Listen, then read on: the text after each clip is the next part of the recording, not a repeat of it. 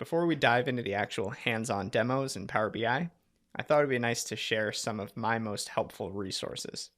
So first and foremost, right there within Power BI Desktop, you'll find a Help tab that contains a ton of great information.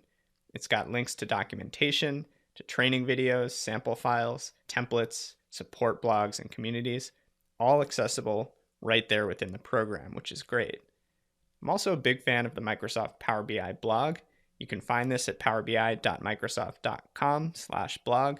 And one thing I like in particular is that they post monthly feature summaries. And this is a great way to see what Microsoft is rolling out, what new tools and features and functions are available in the updated version of the program. So I definitely recommend subscribing to that blog and checking it out. Next up, we've got the Microsoft Power BI YouTube channel. They publish some great demos. They also show the feature summaries here as well, and they've got some really good advanced tutorials.